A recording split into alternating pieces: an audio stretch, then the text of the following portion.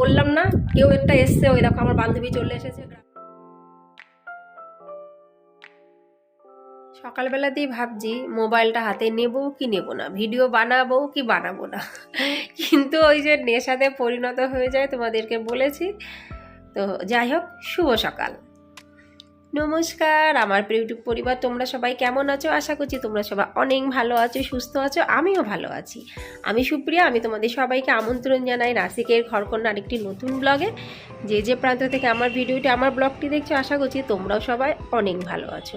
তোমাদের এত এত ভালোবাসা আর বড়দের আশীর্বাদে আমি অনেকটাই সুস্থ হয়েছি।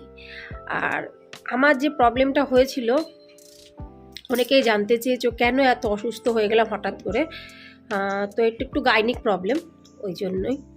তো কোনো কিছুই শরীর খারাপ তো বলে কয়ে আসে না, হঠাৎ করেই আসে।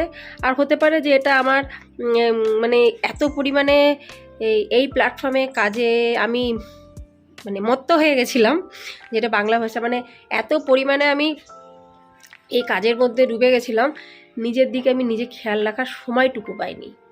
এটা অতি বাস্তব কথা। ওই জন্য সবার প্রথমে ভিডিও প্রথমেই বলে দিচ্ছি, যাই হোক না কেন দুনিয়াতে নিজের খেয়াল নিজেকে রাখতে হবেই হবে, নাহলে দেখো আমার মতন পরিস্থিতি। তো যাই হোক, আর তার থেকেও বড় কথা, কালকে রাতে কর্তামশাই মাছ নিয়ে এসেছে, অনেক দিন পরে কাতলা মাছ পেলো। দাঁড়াও লাইটটা জ্বালাই, নাহলে দেখতে পাবে না, ঘরের অবস্থা খুবই খারাপ। আমি সবই করব আস্তে আস্তে। তো কাতলা মাছ নিয়ে এসেছে, আজকে কাতলা মাছ রান্না করব। অন্যদিন কি হয় যে একটা ডিসিশন নিই কী রান্না করব আর কি করব না, কিন্তু আজকে বুঝতে পারছি না। তাও খানিকটা ভেন্ডি বের করলাম, সেদিনকে তোমাদের দেখালাম, যেদিনকে হসপিটাল গেলাম, সেই হসপিটালের নাম ঘুরে ফিরে আসছে। তো কত মাসে ভেন্ডি নিয়ে এসছে, তো ভাবলাম আজকে একটু বেশ ভেন্ডি ভাজা ভাজা মতন করি, শুকনো শুকনো টাইপের করব। আর মুসুরির ডাল না, সরি, মুগের ডাল সিদ্ধ করে হয়ে গেছে। দেখো ঘরের অবস্থা খুবই খারাপ, খুবই খারাপ, মানে খুবই খারাপ, যেগুলো বলা যাচ্ছে না। এ দেখো মুগের ডাল সিদ্ধ করেছি, এর মধ্যে লাউ দেবো, চোখ মুখ সব চুলকাচ্ছে। এর মধ্যে লাউ দেবো, লাউটাও সেদিনকেই নিয়ে এসেছিলো। এই দেখে, এই যে লাউ, এই লাউ বেশি না, খানিকটা দেবো মুগের ডালের মধ্যে। আর আমি দেবো পেঁয়াজ ফোড়ন, পেঁয়াজ ফোড়ন দিয়ে, হায় রে তেল পড়ে গেছে। ওই সকালবেলায় রুটি করতে গিয়ে তেল দিয়ে, তো রুটির মধ্যে একটু মারাঠি স্টাইলে করি, তেল পড়ে গেল রে। তেল পড়লে শুনেছি নাকি মানে খরচা বাড়ে, কমেন্টসে জানিও যে তেল পড়লে কি হয়। এই দেখো তেল পড়ে গেছে। এমনি রামানন্দ, তারপরে ধুনোর গন্ধ, এমনি আমার মানে করার সেরকম কোনো কিছু ন্যাক নেই, কোনো কাজবাজ করার, তবুও কোনো মতে করছি, তার মধ্যে তেল পড়ে যাবে, তেলটাকে মুছি। আর এখানটায় আমি আজকে ভাবছি কি কি রান্না করব। শুধু তো ডাল করলে হবে না, আর শুধু মাছ করলেও তো হবে না, উচ্ছে ভাজা করবো। এই যে উচ্ছে, সেদিন বাজার থেকে উচ্ছে নিয়ে এসছে, উচ্ছে ভাজা করবো। প্ল্যান আছে, কতদূর প্ল্যান সাকসেসফুল হবে আমি জানি না, চেষ্টা করব। উচ্ছে ভাজা করব, মুগের ডাল করব লাউ দিয়ে, মুগের ডাল লাউ দিয়ে করবো, উচ্ছে ভাজা করব। ও মাছ, ও আমি কি ভুলেও যাচ্ছি না কি গো, সব কিছু বুঝতে পারছি না, আমার কি মাথাটা গেছে বাবা। এই মাছ নিয়ে এসছে, মাছটাকে জলের মধ্যে আমি ধুয়ে রেখে দিয়েছি, ফ্রিজ থেকে আধা ঘন্টা মতন হয়েছে বের করেছি আমি, আর জলের মধ্যে রেখে দিয়েছি চুবিয়ে। এখন এটা একটু পরেই মাছের জল ছাড়াবো। দেখো ফ্যানটাও ফেলিনি।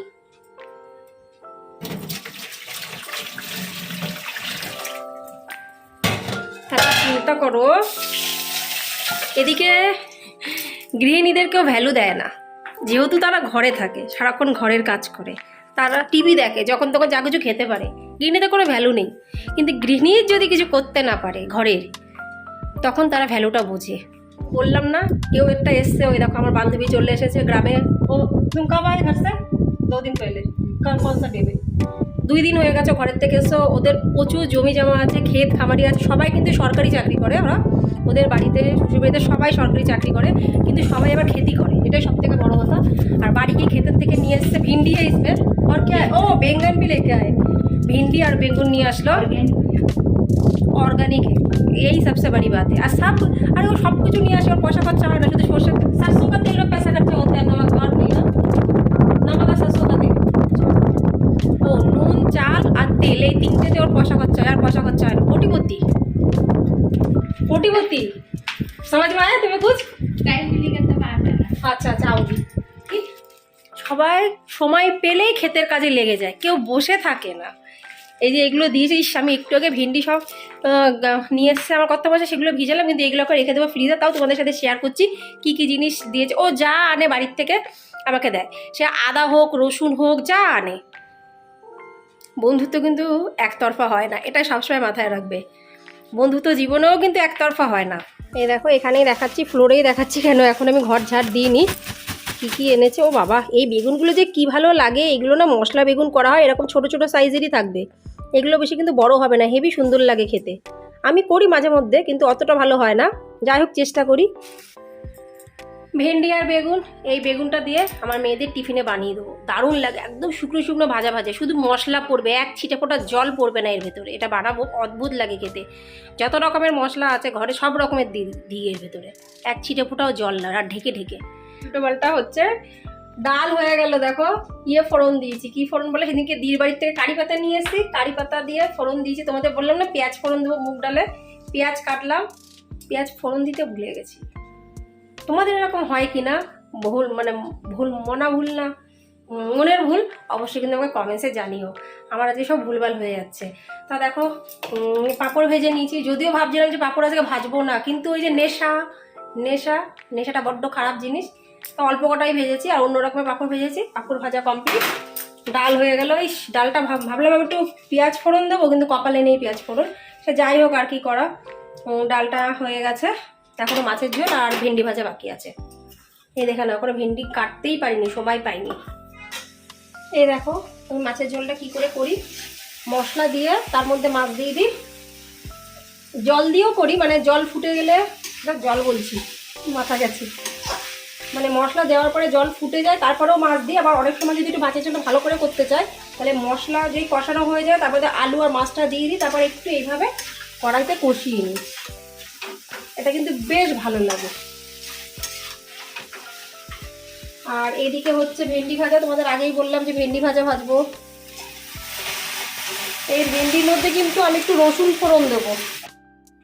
যাই হোক বন্ধুরা, তোমাদের সাথে আজকে অনেক মনের কথা বললাম, মানে মনের কথা শেয়ার করে দিলাম। রান্নাটা মোটামুটি আমার হয়ে গেছে। এখন আমি ঝটপট করে ঘর ঝাড় দেওয়া, ঘর মুছে, এগুলো তো করতেই হবে, এগুলোতে ফেলে রাখলে চলবে না। এইগুলো করতে করতে কতটা সময় কিন্তু চলে যায়, নাহলে কিন্তু মনে হয় যেন ঘরটা কি নোংরা নোংরা, আর মন মানসিকতাটা আরও খারাপ হয়ে যায়।